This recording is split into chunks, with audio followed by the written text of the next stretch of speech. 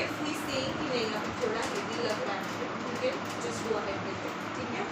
अगर उससे भी आपको नहीं हो रहा है तो you can use article that has 4% of adrenaline, ठीक है। It is a वेसोकंस्ट्रिक्टर।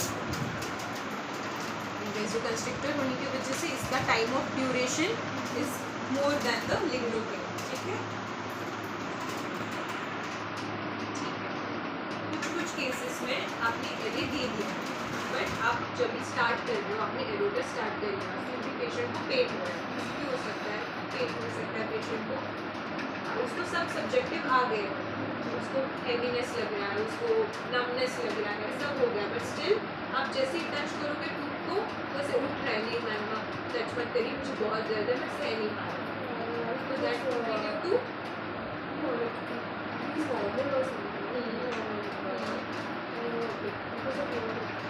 It could be due to hot tooth. कुछ पेशेंट्स में सिम्टोमेटिक और असिम्टोमेटिक केसेस रहते हैं, जैसे कि अगर वो सिम्टोमेटिक है हॉट टूथ में, उसको हॉट टूथ कहते हैं। क्यों? क्योंकि जो नर्व्स रहते हैं अंदर के टूथ के नर्व्स, वहाँ पे टेट्रोडोटॉक्सिन नाम का एक ये रहता है, ठीक है। अगर वो चैनल्स एक्टिवेटेड रहते हैं, देखो सब थियोरेटिकल है, बट फिर भी आपके इन्फॉर्मेशन के लिए कभी कभी हम पैनिक हो जाते हैं कि मैंने एले दे दी है, मैंने एले रिपीट भी कर दिया, बट स्टिल पेशेंट को नमनेस फील नहीं हो रहा है, is having lot of pain, मुझे काम नहीं करने दे रहा। सो क्लिनिशियंस को एक याद रखना है कि कुछ पेशेंट्स में ये चैनल्स की वजह से आपने कितना भी एले दिया, वो चैनल्स, ये जो चैनल्स रहता है वो ब्लॉक नहीं हो रहे हैं। तो ये ब्लॉक नहीं हो रहा है, इसके लिए आपको दूसरा कोई ऑप्शन ढूंढना पड़ेगा अदर देन एले। So what it consist of is other supplement is asymptomatic, ठीक है। असिम्प्टोमेटिक में आप रेडियोग्राफिक फाइंडिंग्स देख सकते हैं, जैसे कि आपको एक बड़ा सा पेरियोपाइकल डैमेज दिखेगा जो कि आपके टूथ के रूट से अटैच है, तो you will go ahead with the symptom. अभी अगर से उसको सिम्टम्स है, फर्स्ट ड्रेनेज हो रहा है, बाइटिंग के ऊपर से उसको बहुत पेन है, मतलब कि वो जस्ट बंद ही नहीं कर सकता, वो हमको बोल रहा है मुझे रात भर नहीं है, मैं टच करता हूँ मुझे पेन हो रहा है, उसको साइनस है, उसका ड्रेनेज होके चीक्स बाहर आ गया है, तो फिर होगा वो सिम्टोमेटिक। तो उसको पस ड्रेनेज होगा, उसको फ्लशिंग रहेगा, उसको फीवर रहेगा, उसको रेडनेस रहेगा वो एरिया में, वो एरिया उसका पैल्पेट करोगे आपको लिम्फ नोड्स थोड़े से आपको लगेंगे, फील हो रहा है कि नहीं अभी वहाँ पे एनलार्जमेंट है, वहाँ पे स्वेलिंग है, तो आप उसको सिम्टोमेटिक अपाइकल पेरियोडाइटिस बोलते हैं, मतलब वो उधर तक गया है और आपको वहाँ तक फिर उसको ट्रीट करना है। तो अगर इरिवर्सिबल पल्पाइटिस है तो आपको प्रोसीड करना है, पहले चेक करना है। तो आपका रेडियोग्राफिक हो गया, आपको दिख रहा है नर्व्स डैमेज हो चुके हैं, आपका पेरियोपाइकल रेडियोलुसेंसी पहुँच गया, ठीक है। तो अभी आप करोगे ईपीटी और कोल्ड टेस्ट, ठीक है। कोल्ड टेस्ट से आपको पता चलेगा, आप नॉर्मल कॉटन पे कोल्ड टेस्ट का स्प्रे करके पेशेंट को आइसोलेट करेंगे फर्स्ट ऑफ ऑल, फिर आइसोलेट करने के बाद आपको समझ लेगा कि ये टूथ ऑफ कंसर्न है, आपको इस पर फोकस करना है। आप उसको कंपेयर करें कॉन्ट्रालैटरल टूथ से।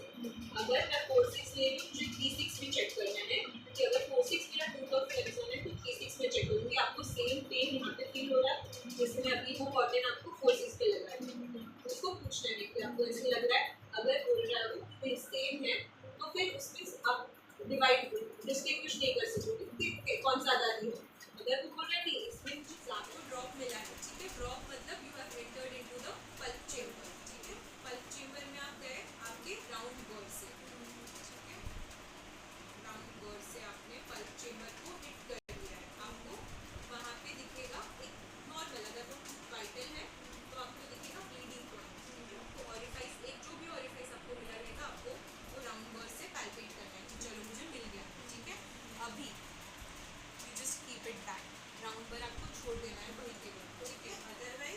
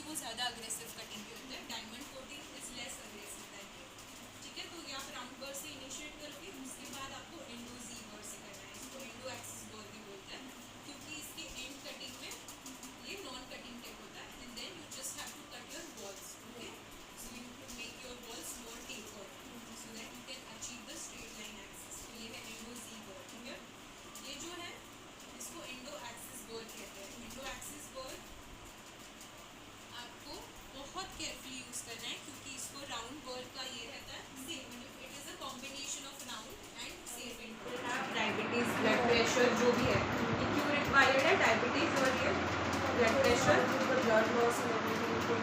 इन्फेक्शन चांसेस इसमें ज़्यादा रहते हैं। और ब्लड प्रेशर में आपको एल कौन सा लेना है, विद और विदाउट एड्रेनालिन, ठीक है। तो local anaesthesia first of all आप स्टार्ट करोगे। लोकल एनेस्थीसिया आप दोगे तभी आपको पहले तो रूट ऑफ कंसर्न, अगर it is a mandibular teeth तो आपको first preference is INT, we are talking about posterior teeth right now, ठीक है। तो INT दोगे आप, इंफीरियर एल्वुलर नर्व ब्लॉक, ठीक है। इंफीरियर एल्वुलर नर्व ब्लॉक आपको 2% लिग्नोकेन विद 1:80,000 एड्रेनालिन में देना है, ठीक है।